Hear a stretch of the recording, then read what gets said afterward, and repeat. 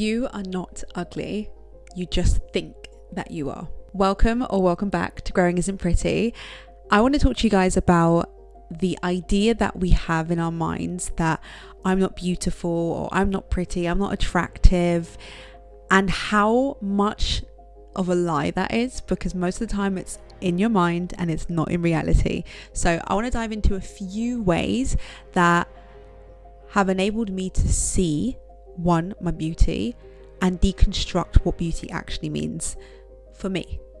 There are so many lies about what beauty is, what beauty should be, self-worth and all these things. There's so many myths about them, and I've got my trusty laptop here and I want to talk to you guys for a second about some of the lies about beauty and self-worth, and hopefully this will allow you to almost like wake up to the idea that you can have more, you deserve more, and that beauty is not just something that is attainable for you, but it's something that you actually already possess. And for years and years, when I spoke about this many times on my channel as well, where I was like, I don't think I'm attractive, I don't feel like I'm a beautiful person, I don't think I'm, ever going to be loved because I'm not pretty, no one's going to want me, and I had all these different things in my mind about the woman and the person that I was, the little girl that I was. Bear in mind, this happened when I was very, very young. I started thinking this when I was really, really young. So I've had this idea in my mind that I'm not deserving, I'm not good enough, I'm not worthy of love. I lack self-worth so badly that it really did affect the way that I viewed myself and the world. And I want to just talk to you guys about the lies that come around self-worth. So I've written down a few of the things that I used to tell myself when I was growing up about beauty, and I'm hoping that this will either resonate or you'll be like, girl, that is not true. And I know it's not true now, but I want to talk about some of those few things. So let's just dive into those.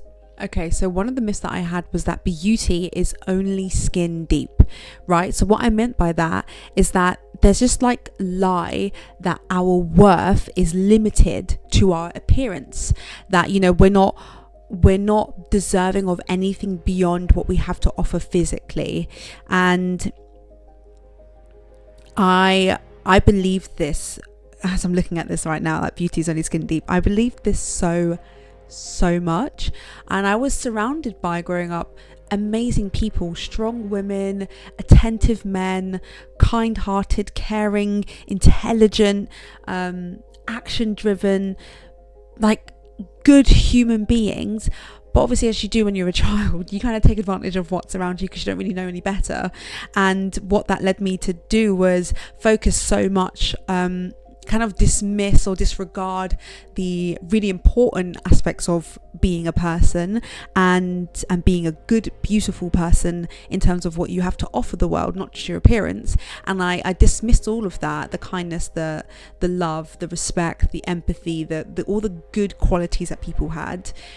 I wasn't looking at that. It was great, I saw it, it was amazing, it was there, but it wasn't my focus. My focus was on, she has longer hair than me, her hair's dead straight, why is my hair so curly and coily and it's difficult to manage, my skin's too dark, or my eyelashes aren't long enough, or maybe I should start wearing makeup like she's wearing makeup, or maybe I should do this thing, or maybe I should bleach my skin. Or I had this idea that my worth was limited to the way that people visibly see me, and that was one of the myths that I was running with and rolling with for years, like years and years and years. And it's so far from the truth, you guys. It's almost heartbreaking to think that there are kids in the world, there are women and men and boys and girls going around this world thinking that they don't deserve more than what they've been given, or that they don't deserve the absolute world because they don't, quote unquote, deem themselves as beautiful.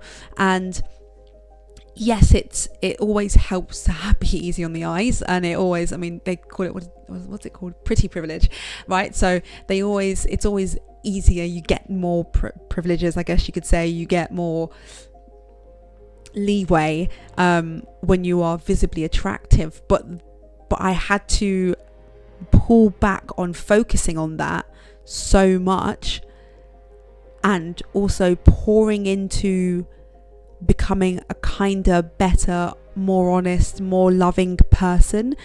And then that shaped the way that I viewed beauty as a whole, because I realized that they're very much interconnected.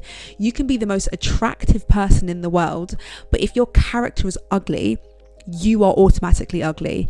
If you have the most amazing big heart, you're just an amazing human being, people will find it difficult to connect with you if you're not physically attractive. And by the way, that doesn't necessarily mean like start getting surgery and changing your face and all that kind of stuff.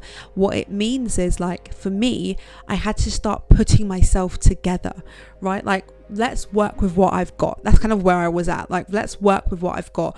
Shape my eyebrows, make sure my hair is always done, make sure my nails are always done, make sure that my skin take care of my skin, eat well. That was only in the past couple of years. Before that, it was just like, eat whatever you want, sugar for everyone.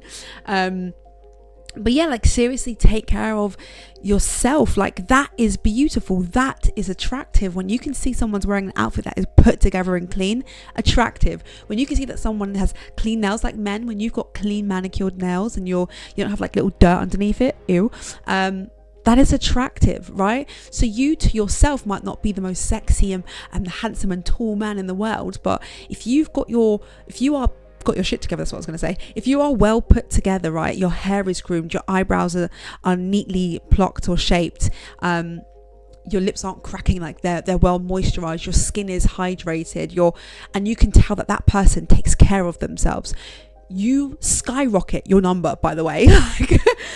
So let's just debunk this idea that, like, I can be the most amazing person and still look like a tramp and people are going to find me attractive. No, like, that's just, I'm sorry, but it's just not the world that we live in, right? And you can, vice versa, you can be the most attractive person, right? You can have the nails and the hair and the and be a horrible, shitty person.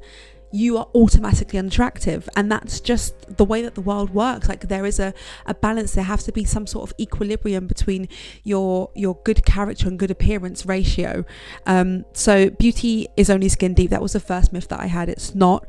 It goes deeper than that. It's beyond your appearance. Beauty is your character. Beauty is your heart, and that shines through and that exudes from your face, and that is what people are drawn to, not the eye shape or the nose or the lips or the whatever else. And I've had this thing with my nose for years and years and years, and I've held off for getting surgery for many years because I'm still on this journey of falling in love with myself.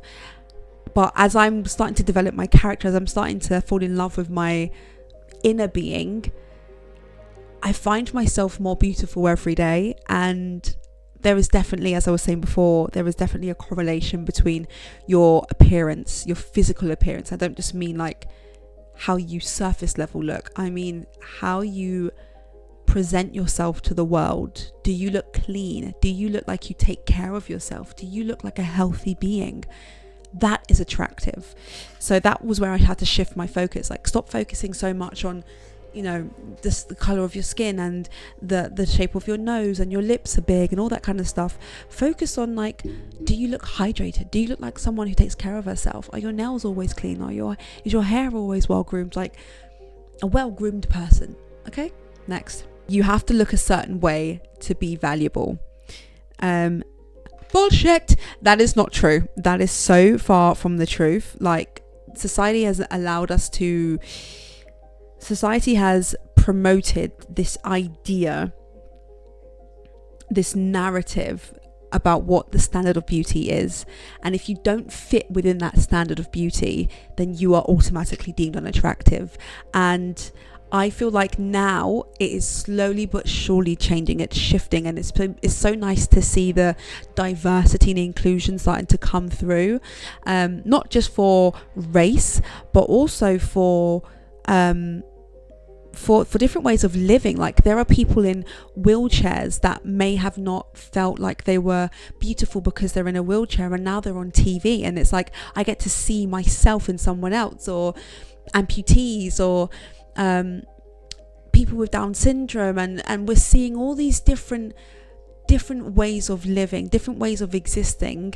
We're seeing them starting to slowly but surely come up on a rise, and it's like the more that you see that, the more that you connect and surround yourself with a diverse environment, the more that you'll see that it goes beyond your appearance. You're valuable simply for living. You have self-worth simply for being a child of God. And it's more than, this is what I look like. Perfection is the goal. Okay. Okay. Perfectionism. I'm gonna put this down. Let's talk about it. I've tried to create the perfect life, be the perfect person, have the perfect business, and have the perfect idea. And where has it got me? It's got me tired, dissatisfied, let down, upset, hurt, emotionally scarred. Someone could say damaged. No, I'm kidding. I'm not damaged. It's just left me feeling deflated and demotivated as well. Like sometimes I just feel like, what's the fucking point? Do you know what I mean? And that was because I had this idea that I had to be perfect. Life had to be perfect. My results had to be perfect. Every time I put something into something, it had to be perfect. If it wasn't perfect, stop doing it. Like, how does anyone live like that?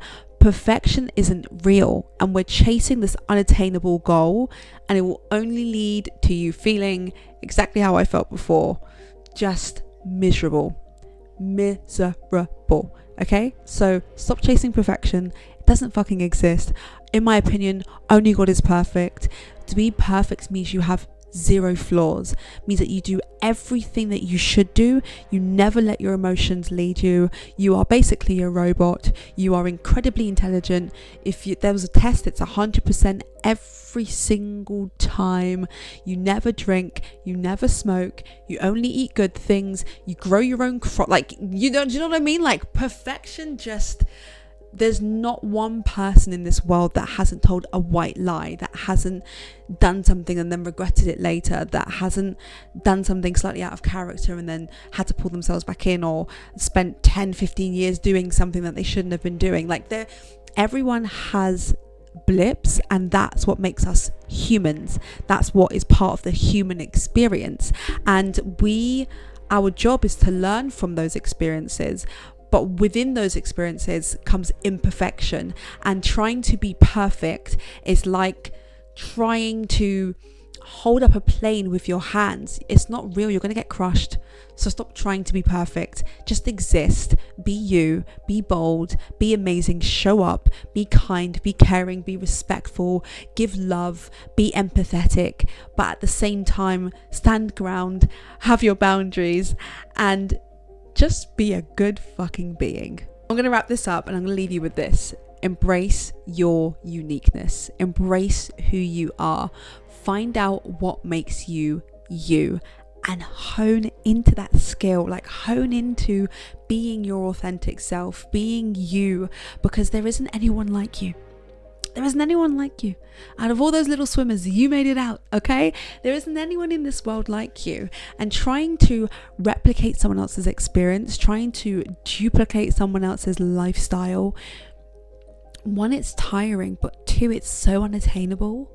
It's not realistic in the slightest. And trying your best to be someone else, babe, it will never happen. Like, boo, it will never happen. And I gotta tell you, it's not gonna happen. So what you can do, right? Because we talk about controlling the controllables on this channel. We talk about embracing what you can control and releasing what you can't. What you can control, okay, what you can't control is what that person does and the way that they live their life and trying to become like them. You can't control that. What you can control is who you are and your efforts and what you put into this world and what you get out of it. So how about you focus on yourself, embrace who you are, embrace your uniqueness, because you're fucking beautiful. You're an amazing human being. I love you so much, and I'm going to see you in the next video. Besitos.